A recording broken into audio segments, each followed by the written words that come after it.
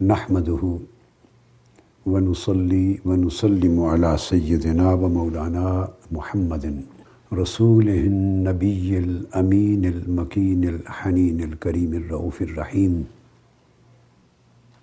ونصلي ونسلم على آله الطيبين الطاهرين وصحبه الكرام المتقين المخلصين وأولياء أمته وصلحاء ملته والعلماء العاملين. اما بعد فاعوذ باللہ من الشیطان الرجیم بسم اللہ الرحمن الرحیم. یا قومنا اجیبوا داعی اللہ وآمنوا بہ یغفر لکم من ذنوبکم ویجرکم من عذاب علیم. صدق اللہ مولانا العظیم. معزز سامعین و ناظرین،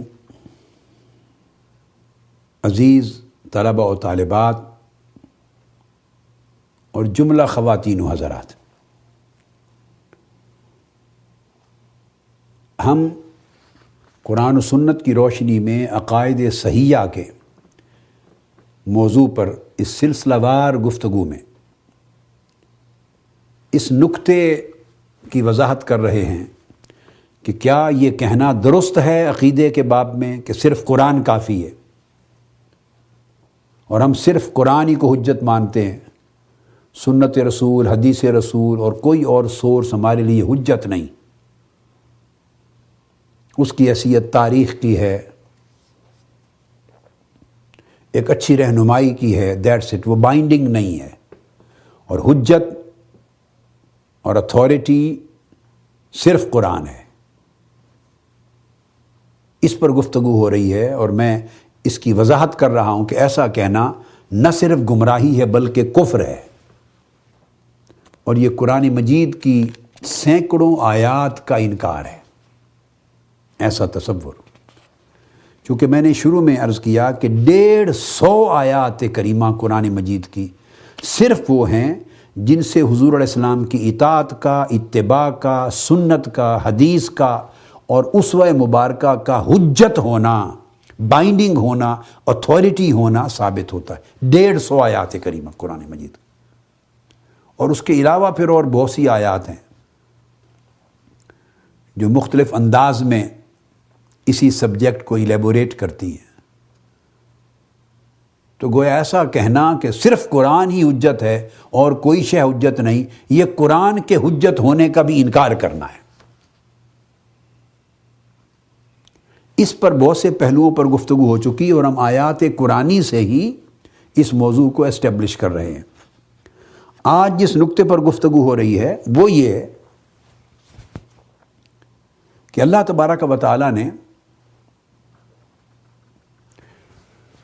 اپنی اطاعت اور رسول پاک صلی اللہ علیہ وسلم کی اطاعت کو اسی طرح جوڑا اور باہم لازم و ملزوم کیا ہے جس طرح اللہ نے اپنی ذات پر ایمان اور رسول پر ایمان کو جوڑ کر لازم و ملزوم کیا ہے.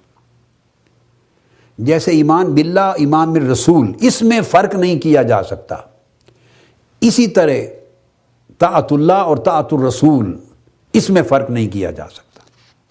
اور پچھلی نشستوں میں اس بات پہ میں نے روشنی ڈالی کہ اللہ تبارک و تعالیٰ نے تو حضور علیہ السلام کی ذات گرامی کو اور آپ کی بعثت کو ایمان سے بھی پہلے، اس سے بھی بڑا احسان قرار دیا ہے. 2 احسان جتواتے ہوئے کہ ایک بعثت محمدی صلی اللہ علیہ وسلم اللہ کا احسان ہے، اللہ نے خود ڈکلیئر کیا قرآن میں، اور ایک ایمان کو اللہ پاک نے اپنا احسان جتایا، ڈکلیئر کیا. اور پھر حضور علیہ السلام کی ذات اقدس اور آپ کی بعثت اور آپ کی نبوت اور رسالت اور آپ کی ذات ستودہ صفات، وہ احسان الہی ہے کہ اس احسان کے ذریعے ہم ایمان کے دوسرے احسان تک پہنچے. یہ احسان دوسرے احسان کا ذریعہ اور وسیلہ بنا، اور آقا علیہ السلام ہی کو اللہ پاک نے قرار دیا کہ ہم نے قرآن آپ کی طرف اتارا اور لوگوں کو گمراہی سے نکال کر ہدایت کی طرف لے جانا یہ آپ کا کام ہے. لِتُخْرِجَ النَّاسَ مِنَ الظُّلُمَاتِ إِلَى النُّورِ، یہ آپ نکالتے ہیں، آپ لوگوں کو راہ ہدایت کی طرف بلاتے ہیں۔ اللہ پاک نے فرمایا آپ لوگوں کو صراط مستقیم کی ہدایت دیتے ہیں۔ اب اسی کے تسلسل میں آج بیان ہو رہی ہے یہ بات کہ کفار کو رد کرتے ہوئے قرآن مجید میں کئی بار ایمان کا ذکر آیا ہے، اور ایک بڑا عجیب استدلال ہے آج کے ہماری اس گفتگو میں، آج کی نشست میں، وہ یہ کہ جب کفار کا رد کیا ہے اللہ تبارک و تعالیٰ نے، تو حضور علیہ السلام پر، تنہا حضور علیہ السلام پر ایمان لانا، صرف اس کو اللہ پر ایمان لانا قرار دے دیا ہے۔ یہ بات بڑی امپورٹنٹ ہے، یعنی کفار کو رد کرتے ہوئے ان کی ترکیز، ان کو کنسنٹریشن کروائی ہے ایمان بالرسول صلی اللہ علیہ وسلم پر، رسول پر ایمان لاؤ۔ ایسے کئی مقامات قرآن مجید میں ہیں کہ جہاں کفار کے عقائد اور ان کے خیالات اور ان کے نظریات کو رد کرتے ہوئے اللہ پاک نے صرف رسول پاک صلی اللہ علیہ وسلم پر ایمان لانے کی بات کی ہے، اور اس جگہ پر اللہ پر ایمان لانے کا ذکر نہیں کیا، ایمان باللہ کا ذکر نہیں کیا، صرف ایمان بالرسول کا ذکر کیا، اور ایمان بالرسول کے ذکر سے ہی اللہ نے اپنی ذات پر ایمان لانا مراد لے لیا کہ ایمان بالرسول ہی ایمان باللہ ہے۔ اس کے لیے قرآن مجید کا میں مضمون دینا چاہ رہا ہوں۔ کہا یا قومنا، انہوں نے جا کر کہا اے ہماری قوم، اجیبوا داعی اللہ، اللہ کے دائی کی آواز پر لبیک کہو، اللہ کی طرف بلانے والے، وہ جس کا ذکر ہم نے پہلے کیا تھا پچھلی نشست میں، ربنا اننا سمعنا منادیا ینادی للایمان ان آمنوا بربکم فآمنا، اے اللہ تو نے ایک منادی بھیجا ہماری طرف اور ہم نے اس کی آواز سنی، وہ ہمیں ندا دے رہا تھا، تجھ پر ایمان لانے کے لیے پکار رہا تھا، ہم نے اس کی ندا کو سنا، قبول کیا، فآمنا، ہم ایمان لے آئے، مومن ہو گئے۔ اب یہ اسی مضمون کا دراصل ایک اور انداز میں ذکر ہے، مگر یہاں جو میں نے عرض کیا وہاں فقط ایمان بالرسول کی اب بات ہوئی، اور ایمان بالرسول ہی کے اندر ایمان باللہ شامل ہو جاتا ہے۔ تو انہوں نے کہا کہ اے ہماری قوم، اللہ کی طرف بلانے والے کی آواز کو سنو اور لبیک کہو، اور آگے سنیے وآمنوا بہی، اجیبوا داعی اللہ وآمنوا بہی، اس دائی کی آواز سنو، دعوت دینے والے پیغمبر کی آواز پر لبیک کرو اور اس پیغمبر پر ایمان لے آؤ۔ جو اللہ کی طرف بلانے والا ہے، اس بلانے والے نبی اور رسول کی، اس دائی کی آواز پر لبیک کہو، وآمنوا بہی، اور اسی نبی پر ایمان لے آؤ، اس دائی پر ایمان لے آؤ۔ یغفر لکم من ذنوبکم، اللہ تعالیٰ اس پر ایمان لانے کے صدقے سے تمہارے گناہوں کو معاف کر دے گا اور دردناک عذاب سے تمہیں نجات دے دے گا۔ اب آپ دیکھ لیجئے، یہ بیان یوں بھی ہو سکتا تھا کہ اجیبوا داعی اللہ وآمنوا باللہ ورسولہ، مگر ایسا نہیں کہا کہ اللہ کی طرف دعوت دینے والے کی آواز پر لبیک کہو اور اللہ اور اس کے رسول پر ایمان لاؤ، اس طرح نہیں کہا اس دائی کی، اس پیغمبر کی آواز پہ لبیک کہو اور اس پر ایمان لے آؤ۔ اس پیغمبر پر ایمان لانا ہی حقیقت میں اللہ پر ایمان لانا ہے۔ اب بھی گنجائش رہ گئی ہے یہ کہنے کی کہ رسول کی بات اور حدیث اور سنت حجت نہیں، صرف قرآن اللہ کا کلام حجت ہے۔ اب یہاں تو قرآن کہہ رہا ہے کہ جو تمہیں دعوت دے رہا ہے اسی پر ایمان لے آؤ، بس یہ کافی ہو جائے گا، کیونکہ اس پر ایمان بن ہی نہیں سکتا اللہ کے ایمان کے بغیر۔ جب اس پر ایمان لاؤ گے تو اسے رسول سمجھ کر ایمان لاؤ گے نا، اس دائی کی نبوت و رسالت پر ایمان لاؤ گے نا، کہ وہ اللہ کی طرف سے دائی بن کے آیا ہے، نبی رسول پیغمبر بن کے آیا ہے۔ تو جب اس پر ایمان لے آئے تو جو کچھ اس رسول نے پیکج دیا ہے اپنی دعوت میں، اس سب پر ایمان لے آئے، اس پر لبیک کا، تو اس پیکج کا پہلا حصہ اللہ پر ایمان لانا ہے۔ کیونکہ وہ اللہ ہی کی طرف بلانے والا ہے۔ تو جب تم رسول پر ایمان لے آئے تو آٹومیٹیکلی اللہ پر ایمان آ گیا، کیونکہ وہ دعوت ہی تمہیں اللہ کی طرف دے رہا ہے۔ مگر آپ دیکھیے کتنی سگنیفیکنس اور کمپریہنشن ہے، اور کتنا انکلوسیو ہے رسول پر ایمان لانا۔ اس کی انکلوسیوٹی دیکھیے کہ رسول پر ایمان لے آئیں تو گویا رسول کے دیے ہوئے سارے پیکج پر ایمان آ گیا۔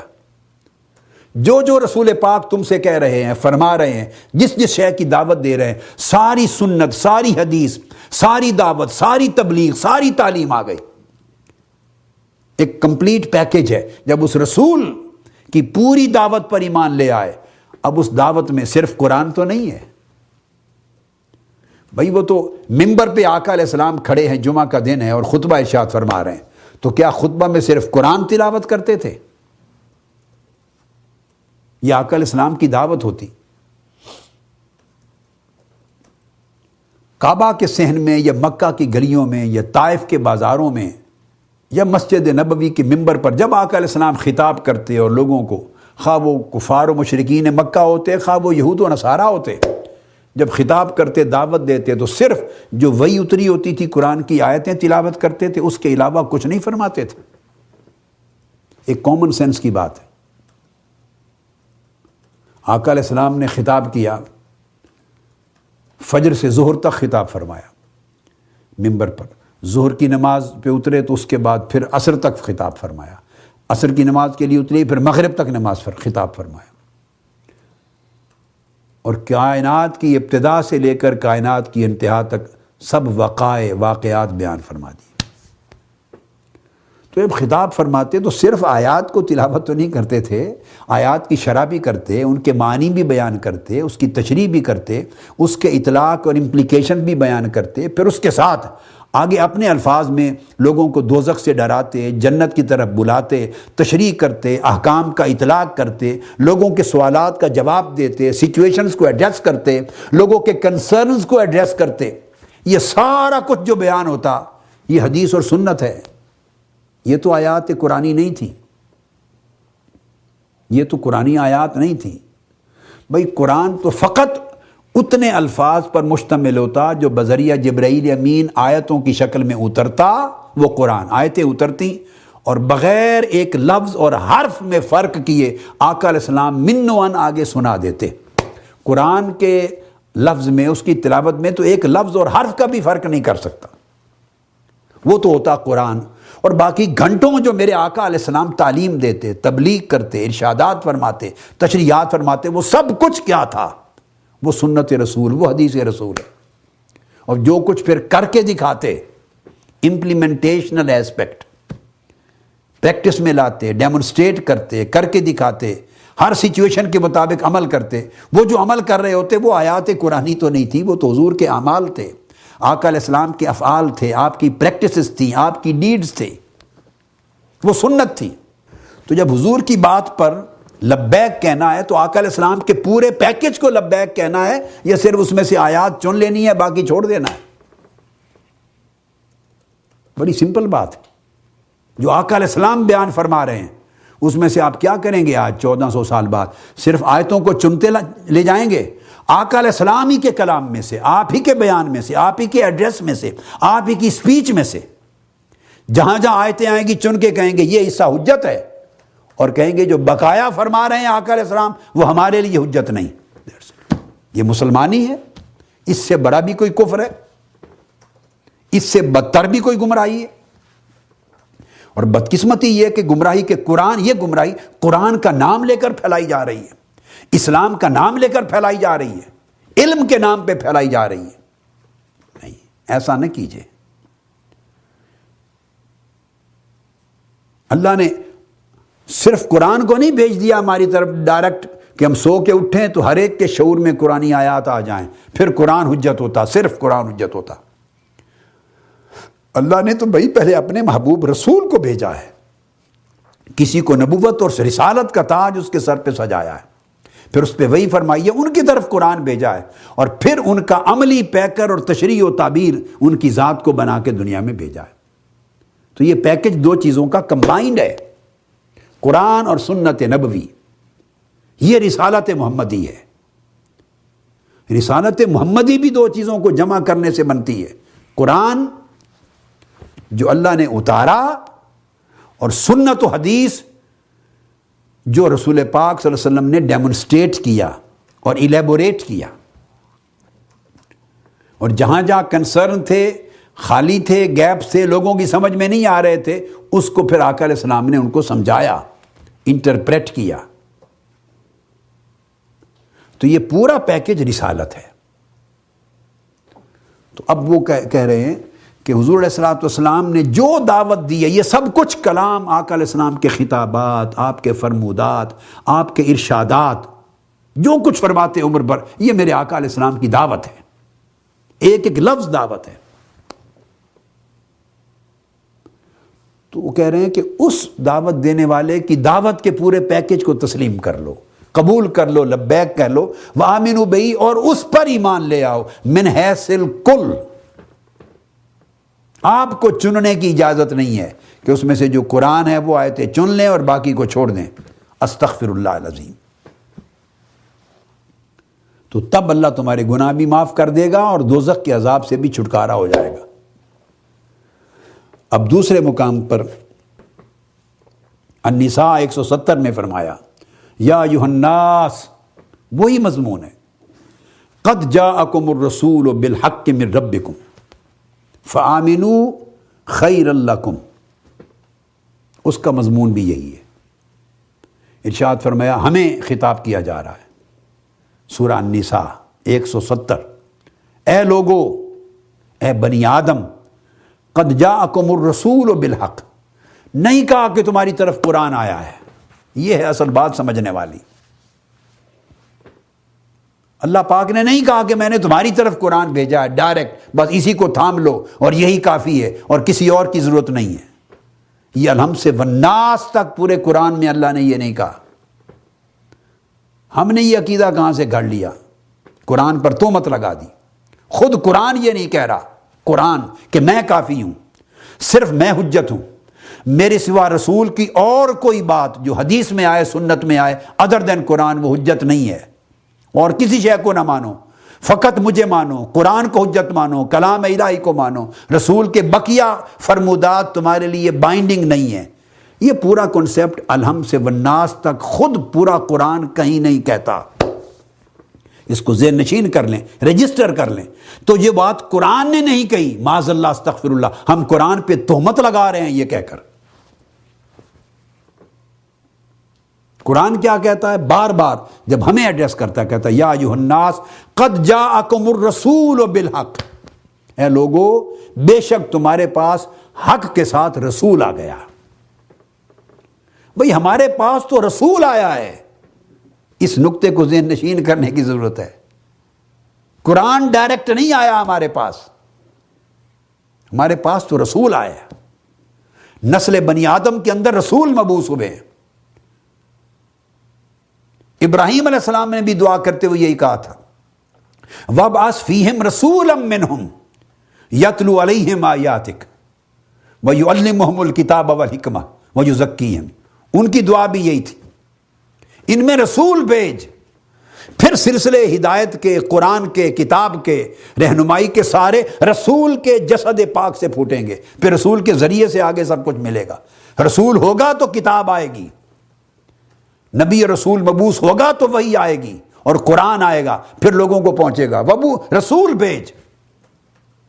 پھر اس کا جواب آیا تھا ابراہیم علیہ السلام کی اس دعا کا سورہ بقرہ میں اللہ کی طرف سے، وہ جواب بھی یہ تھا، کما ارسلنا فیکم رسولا منکم یتلو علیکم آیاتنا ویزکیکم ویعلمکم الکتاب والحکمہ ویعلمکم ما لم تکونوا تعلمون۔ جواب بھی آیا تھا، ہاں اسی طرح ہم نے تمہارے اندر رسول بھیجا، سورہ بقرہ میں رسول بھیجا، تم ہی میں سے بھیجا، تمہارے اندر بھیجا، وہ تمہارے اوپر ہماری آیتیں تلاوت فرماتے ہیں، تو تلاوت بھی رسول کرتے ہیں اللہ کی آیتیں ہم پر، آپ سن لیجئے، اور تمہارا تزکیہ کرتے ہیں نفوس کا، پھر تمہیں اس قرآن کی تعلیم دیتے ہیں۔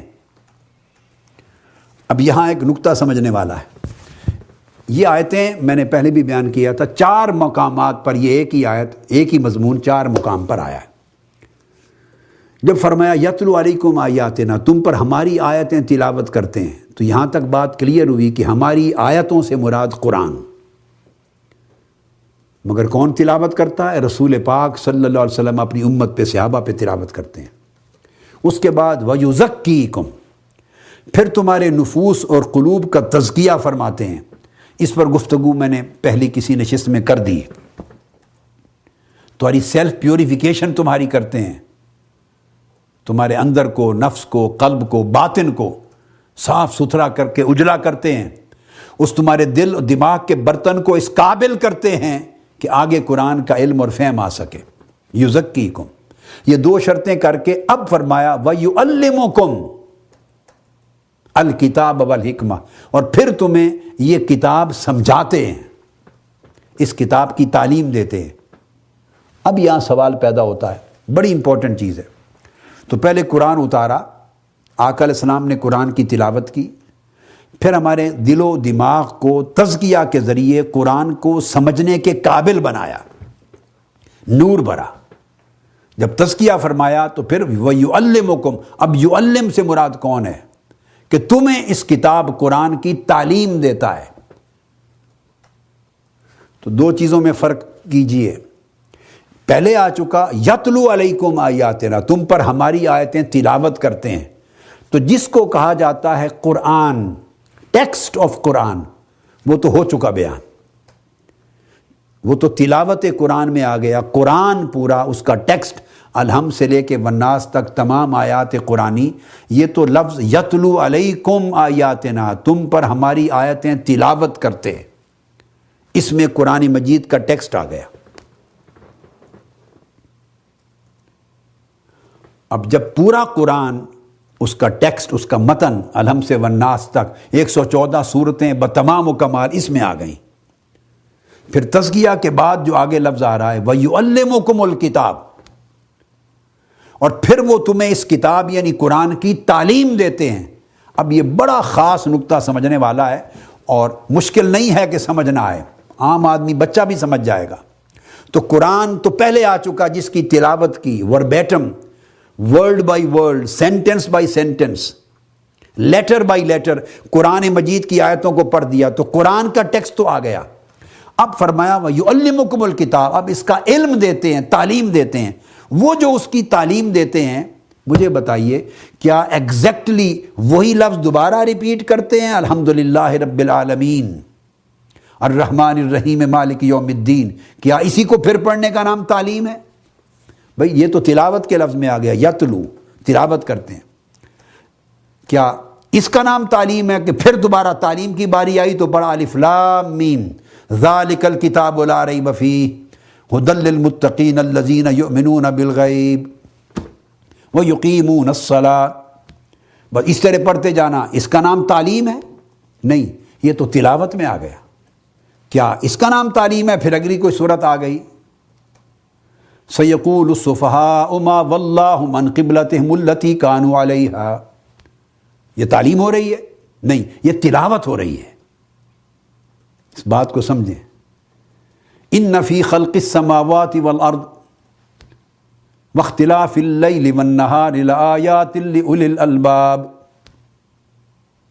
الَّذِينَ يَذْكُرُونَ اللَّهَ قِيَامًا وَقُعُودًا وَعَلَى جُنُوبِهِمْ وَيَتَفَكَّرُونَ فی خلق السماوات والارض ربنا ما خلقت هذا باطلا سبحانک وقنا عذاب النار۔ یہ سارا کچھ کیا یہ تعلیم کتاب ہے؟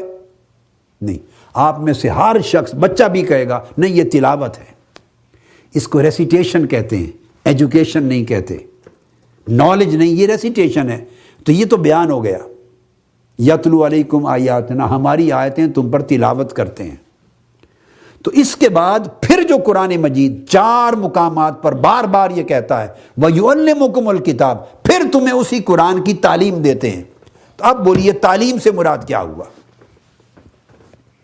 اب میں قرآن کوٹ کر رہا ہوں، ایک ہی آیت میں 2 لفظ ہیں، یتلو علیکم آیاتنا، اور پھر فرمایا وَيُعَلِّمُكُمُ الْكِتَابَ، پھر تم اسی کتاب جس کی تلاوت کی تھی، جس کو ریسائٹ کیا تھا، word by word verbatim sentence by sentence جس کو پڑھ کے سنایا تھا تمہیں تمہارے اوپر، وہ تو قرآن سن لیا، اب اس کی تعلیم دیتے ہیں۔ تو بولیے اب جو اس کی تعلیم دی جا رہی ہے وہ اس قرآن مجید کی آیات پر سم تھنگ ایڈیشنل ہوگی یا نہیں ہوگی؟ وہ اضافی چیز ہوگی یا نہیں ہوگی؟ اگر تو میں نے آپ کو بتایا پھر انہی آیتوں کو پڑھنا ہے، یہ تو تلاوت ہو گئی، تعلیم نہ ہوئی۔ تو تعلیم کا مطلب ہے اب اپنے پاس سے اس کی وضاحت کرتے ہیں، اس کو انٹرپریٹ کرتے ہیں، اس کے معنی بیان کرتے ہیں، اس کی تشریح کرتے ہیں، اس کی تعبیر کرتے ہیں، اس کی توضیح کرتے ہیں، اس کے اطلاقات بیان کرتے ہیں، اس کے اندر فروع اور اس کی برانچز کو بیان کرتے ہیں، اس پر اٹھنے والے سوالات کا جواب دیتے ہیں، اور کئی اور مسائل جو سامنے آتے ہیں اس کا اطلاق کرتے ہیں۔ وہ جتنی تفصیل اس کی بیان کرتے ہیں معانی اور مراد کے ساتھ ساتھ، وہ قرآنی آیات نہیں ہوتی، وہ حدیث ہیں، اس کو حدیث کہتے ہیں، اس کو سنت اور حدیث کہتے ہیں۔ سنت اور حدیث مترادفات کے طور پہ استعمال ہوتے ہیں، میں اس کی باریک ٹیکنیکل فرق میں نہیں جا رہا ہوں۔ حدیث نبوی کو اور سنن کو ایک ہی لفظ بول دیا جاتا ہے، اب آپ آسانی کے طور پہ یہ سمجھ لیں، فنی چیزوں میں نہیں جا رہا۔ بعض اوقات آقا علیہ السلام نے جو چیز کر کے دکھائی اس کو سنت کہہ دیتے ہیں عمل کو، اور جو ارشاد فرمایا اس کو حدیث کہہ دیتے ہیں۔ لیکن حدیث کی تعریف یہ ہے کہ آپ کا ہر قول، ہر عمل اور فعل اور ہر چیز جس کو آپ نے برقرار رکھا، سرٹیفائی کیا، ویریفائی کیا، وہ ساری چیزیں کمپریہنسو لفظ ہے حدیث۔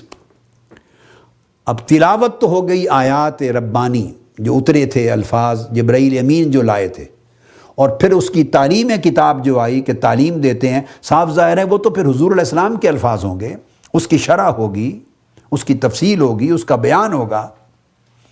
جیسے ابھی بھئی ہم گفتگو کر رہے ہیں تو میں نے پہلے آیت پڑھتا ہوں، یہ تلاوت آیات ہے، اور پھر میں اس کا انالیسس کر رہا ہوں، اس کی تشریح کر رہا ہوں، تعبیر کر رہا ہوں، اس کی امپلیکیشنز بیان کر رہا ہوں، اس سے اٹھنے والے سوالات کا جواب دے رہا ہوں، اور اس کے ساتھ کئی متعلقہ مسائل کو ایڈریس کر رہا ہوں۔ یہ جو باقی کچھ بیان کر رہا ہوں وہ میرا کلام ہے، وہ میری تشریح ہے، میری تعبیر ہے۔ بس اسی طرح آقا علیہ السلام بھی سمجھاتے تھے، بلا تشبیہ و بلا مثال۔ آقا علیہ السلام کا سمجھانا کجا، ہمارا کجا۔ تو میں یہ بات آپ کے ذہن نشین کرا رہا ہوں کہ آقا علیہ السلام بھی صحابہ کرام کے سامنے پہلے قرآن مجید کی آیات کی تلاوت کرتے، پھر ان کے معنی سمجھاتے، پھر مراد سمجھاتے، پھر اس کی تشریح کرتے، تعبیر کرتے، اس کے اطلاقات کرتے، اس کی اپلیکیشنز بیان کرتے، پھر جو سوال اٹھتے ان کے حوالوں سے پھر ان کے جواب دیتے۔ یہ سارا کچھ جو بیان کرتے in addition to the recitation of Quran, قرآنی آیات کے الفاظ کے علاوہ یہ سب کچھ یہ حدیث نبوی تھا، یہ سنت نبوی تھا۔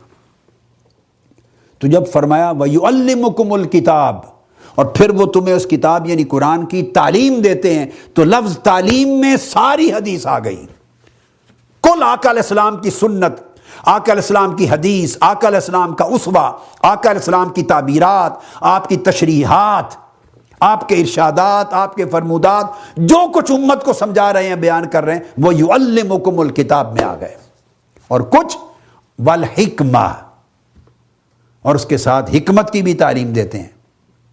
حکمت کا معنی امام شافعی نے بیان کیا کہ جو ان کو پہنچا صحابہ اور تابعین سے، وہ اس سے مراد سنت ہے، کہ سنت کی تعلیم دیتے ہیں۔ اور حکمت سے مراد آپ دانائی بھی لے لیں، وسیع تر معنی لے لیں، دانائی، فہم، تدبر، ریزننگ، وسیع معنی لے لیں۔ تو اب جو تدبر سمجھا رہے ہیں، تفکر سمجھا رہے ہیں، ریزننگ دے رہے ہیں، دانائی اور دانش ربانی تمہیں پہنچا رہے ہیں، ہمیں پہنچا رہے ہیں، وہ سب کچھ حدیث کے زمرے میں آ رہا ہے۔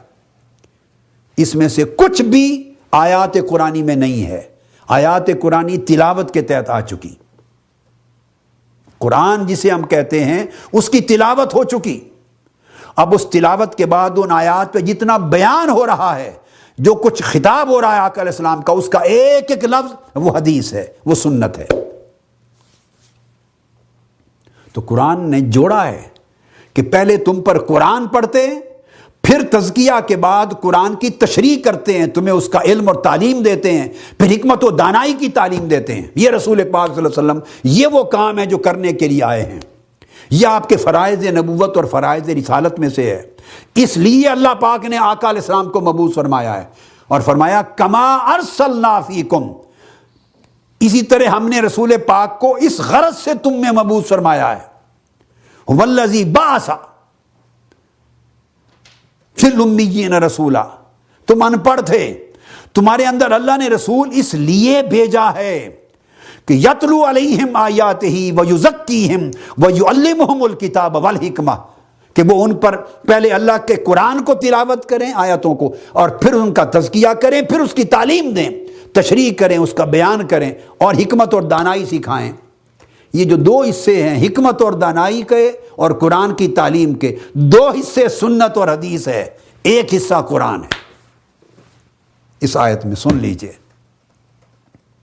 یہ 4 مقامات پر آیت آئی ہے بے اختلاف الفاظ، اور ان 4 اور ایک مقام پر جہاں فرمایا کما ارسلنا فیکم رسولا منکم، وہاں 3 حصے آقا علیہ السلام کی سنت اور حدیث کے ہیں، 3 حصے، بلکہ 4 حصے کر لیں، 4 حصے سنت اور حدیث کے ہیں، ایک حصہ قرآن کا ہے۔ ہم کون سا دین لیے پھرتے ہیں؟ 5 حصے جو آقا علیہ السلام نے امت کو عطا کیے، اس میں سے 4 حصوں کو ہم رد کرنا چاہتے ہیں، یہ کہہ کر کے حجت نہیں، ایک حصہ ماننا چاہتے ہیں، ہمارا دعوی دین بھی رد کر دیا جائے گا۔ دیکھیے 5 کون سے؟ پہلے فرمایا کما ارسلنا فیکم رسولا منکم یتلو علیکم آیاتنا، ہم نے رسول اس لیے بھیجے ہیں تمہارے اندر کہ تم پر ہماری آیتیں تلاوت کریں، اور تم پر وہ ہماری آیتیں تلاوت کرتے ہیں، یہ حصہ قرآن کا ہے، یتلو اس کی تلاوت ہوتی، ایک حصہ۔ اگلا ویزکیکم، اور پھر تمہارا تزکیہ کرتے ہیں، تمہارے قلب و باطن کو، نفوس کو صاف کرتے ہیں۔ وہ کیسے کرتے ہیں؟ وہ صحابہ کرام آتے عرض کرتے یا رسول اللہ ہمارے دل میں یہ خیال آتے ہیں، ان کو فرماتے جاؤ اللہ کا ذکر کیا کرو، ہمارے یہ پرابلمز ہیں، کسی کو فرماتے جاؤ استغفار کیا کرو، ہمارے یہ وہم اور یہ گمان آتے ہیں، کسی کو وہ کوئی اور تعلیم وظیفہ عطا کرتے، کسی کو کہتے آؤ روزے رکھو، کسی کو صفہ کے صاحبان کے نیچے ٹھہرا لیتے، آؤ رات دن میری صحبت میں گزارو تمہاری تربیت کروں۔ تو آقا علیہ الصلوۃ والسلام علمی طریقے سے بھی، عملی طریقے سے بھی، توجہ کے طریقے سے بھی، صحبت کے طریقے سے بھی ان کا تزکیہ فرماتے، جو صحابہ کرام مزکہ ہو جاتے نفوس میں۔ یہ سارا عمل، یہ تلاوت قرآن نہیں تھا، یہ جو کچھ بھی آقا علیہ السلام ان کو تعلیم دیتے، جو ان کے تزکیہ کے لیے جو بھی طریقہ کار تجویز کرتے، وہ سب کچھ احادیث میں ہے، تو یہ بھی حدیث ہوا۔ یعنی اگر ان کو کوئی قرآن مجید کی آیت پڑھنے کے لیے کسی کو کہی تو آیت تو ہوئی آیت، مگر وہ جو ایکسٹرا حکم دیا کہ اس آیت کو اتنے بار پڑھو، اس وقت پڑھا کرو، یہ سارا حکم حدیث ہو گیا۔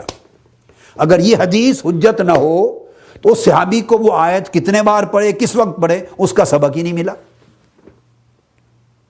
تو یہ سارا تزکیہ کے لیے جو سبق آقا علیہ السلام دیتے وہ حدیث ہو گئی، وہ سنت ہو گئی۔ تو ایک حصہ قرآن کا ہوا، ایک حصہ سنت کا آ گیا، وَيُزَكِّيكُمْ 2۔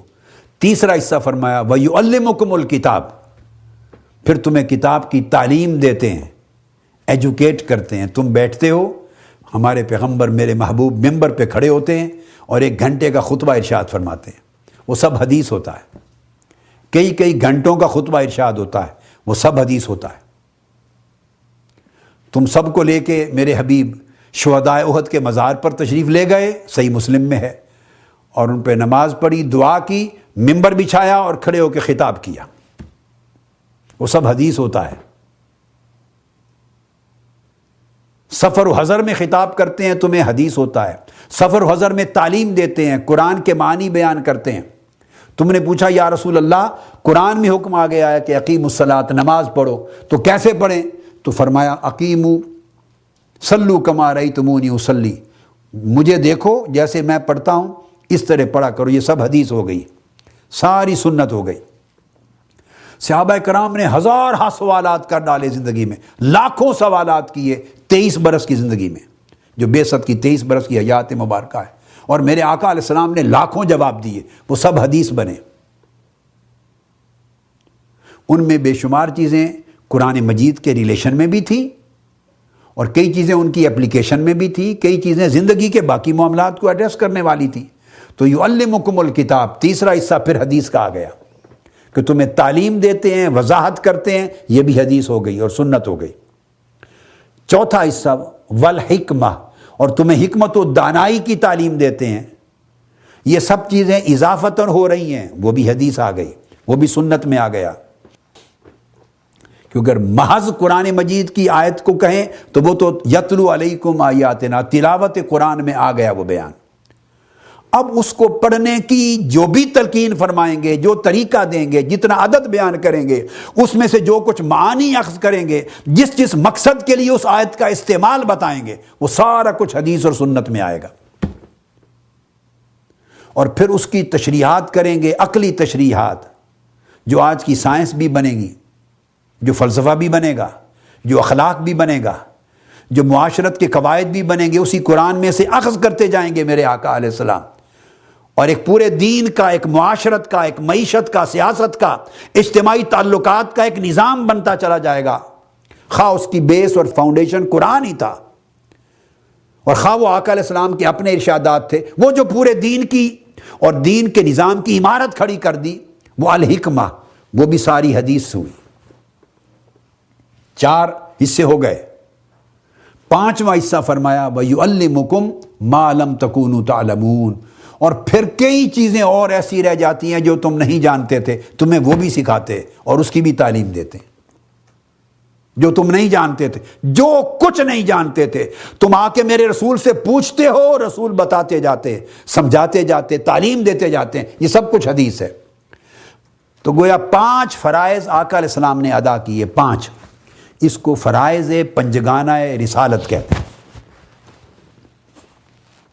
قرآن اتنا، اس کی تلاوت کی، اہل ایمان صحابہ ان کے نفوذ کا تزکیہ فرمایا، ان کو قرآن کی تعلیم دی اور تشریح دی اور معانی سمجھائے اور تفصیلات دیں، اور ان کو حکمت اور دانائی اور دانش کی باتیں عطا کی، اور 5واں جو کچھ وہ مزید نہیں جانتے تھے، جو کچھ پوچھتے گئے وہ بتاتے گئے۔ حتیٰ کہ ایک شخص کھڑا ہو گیا، اس نے پوچھا یا رسول اللہ میرے باپ کا نام کیا ہے؟ لوگ مجھے کہتے ہیں کہ یہ نطفہ حرام ہے۔ اس کو اس کے باپ کا نام بتا دیا، تو صحابہ کرام تو یہاں تک پوچھنے آ جاتے تھے۔ ایک کھڑا ہو گیا مجلس میں، پوچھا یا رسول اللہ میں جہنم میں جاؤں گا یا جنت میں؟ فرمایا تیرا ٹھکانہ دوزخ ہے۔ کسی نے اپنی ذات کے مسائل پوچھ لیے، کسی نے آ کے پوچھا یا رسول اللہ میرے لیے بہترین عمل کون سا ہے؟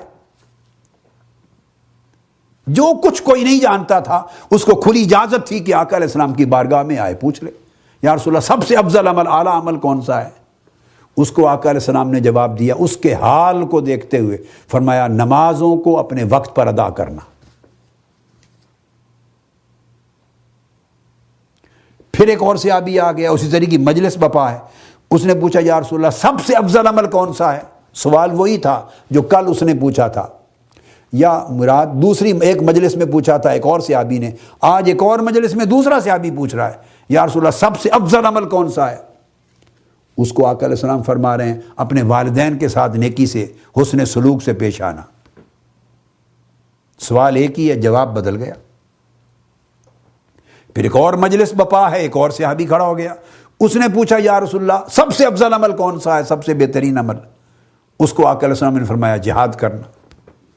تو آپ نے دیکھا کہ سوال ایک ہی ہو رہا ہے مگر کرنے والے لوگ جدا ہیں، جواب جدا جدا دے رہے ہیں، آقا علیہ السلام مختلف دے رہے ہیں۔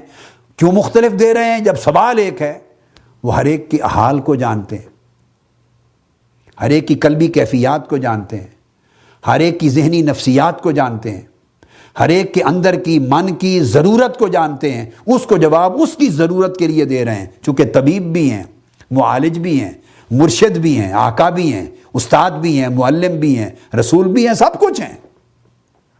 اب یہ جو سب کچھ بتایا جا رہا ہے بھئی، یہ قرآن تو نہیں ہے، یہ کسی آیت میں تو نہیں آیا، یہ سب حدیث ہے، یہ سنت نبوی ہے۔ اعلیٰ حاصل قیاس، کوئی پوچھا یا رسول اللہ بہترین اخلاق کیا ہے، اس کو اس کا جواب دے رہے ہیں، برے اخلاق کیا ہے اس کا جواب دے رہے ہیں۔ تو گویا ایک پوری زندگی کو ایک مکمل نمونہ بنانے کے لیے آقا علیہ السلام تعلیم دے رہے ہیں۔ اس کو قرآن کہتا ہے یہ یعلمکم الکتاب بھی ہے، الکتاب کے بعد الحکمہ بھی ہے، اور یعلمکم ما لم تکونوا تعلمون، جو کچھ تم نہیں جانتے تھے اس کی تعلیم بھی ہے۔ تو 5 حصے مکمل ہو گئے، 5۔ اب ان 5 میں قرآن اٹ سیلف، ٹیکسٹ آف قرآن کتنے حصے ہے؟ ایک حصہ پہلا، یتلو علیکم آیاتنا، تم پر میری کتاب قرآن کی ہماری آیتیں تلاوت کرتی۔ تو پہلا فریضہ جو آقا نے ادا کیا وہ ہمیں قرآن دیا اور پڑھ کے سنایا۔ 4 فرائض قرآن مجید کے ساتھ ایڈیشنل اپنے فرائض رسالت کی ادائیگی میں اور انجام دیے۔ وہ سارا جو کچھ فرمایا باقی 4 میں، اس میں قرآن کہیں شامل بھی ہوتا، کہیں قرآن کی تشریح شامل ہوتی، کہیں قرآن کا ٹیکسٹ شامل ہوتا، کہیں اس کی تعبیر شامل ہوتی، کہیں بیان شامل ہوتا، کہیں آقا کا اجتہاد شامل ہوتا، کہیں ذاتی فہم شامل ہوتا آقا علیہ الصلوۃ والسلام کی، کہیں آپ کی حکمت و بصیرت شامل ہوتی۔ تو 4 حصے فرائض رسالت کے وہ حدیث اور سنت پر مبنی۔ اب آج یہ کہنا کہ صرف قرآن حجت ہے اور کوئی چیز حجت نہیں، اس کا مطلب ہے آپ نے فرائض رسالت میں سے جو آقا علیہ السلام نے ادا کیے ایک حصہ مان لیا اور 4 کو پھینک دیا، دین اٹھا کے پھینک دیا آپ نے۔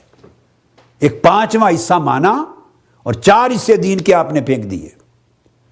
4 حصے فرائض رسالت کی ادائیگی میں مبنی بر حدیث و سنت نبوی ہیں، مبنی بر حدیث و سنت ہے۔ ایک حصہ قرآن ہے، خواہ وہ 4 حصے قرآن کی تشریح میں بھی آ جائیں، اس کی تعبیر و تشریح اور اس کے بیان میں بھی آ جائیں، اور خواہ قرآن مجید جن چیزوں کو ایڈریس نہیں کیا جس نے اور وہ انسانی زندگی کی ضرورتیں ان کے ارشادات میں بھی آ جائیں، ہر صورت میں وہ آقا علیہ السلام کے 4 حصے جو فرائض نبوت اور فرائض رسالت کے ادا ہو رہے ہیں وہ حدیث اور سنت کے ذیل میں آتے۔ لہٰذا یہ کہنا کہ قرآن کے سوا کوئی شے حجت نہیں، یہ سراسر کفر ہے، یہ رسالت کا انکار ہے، یہ قرآن کا انکار ہے۔ اس لیے آج کی گفتگو یہاں پہ ختم کرنے کے لیے میں اس کو کافی سمجھتا ہوں۔ اسی موضوع کو انشاءاللہ تعالیٰ پھر آگے بیان کریں گے، اور یہ سبجیکٹ ہمارا قرآنی آیات کے حوالے سے چلتا رہے گا۔ وما علینا الا البلاغ۔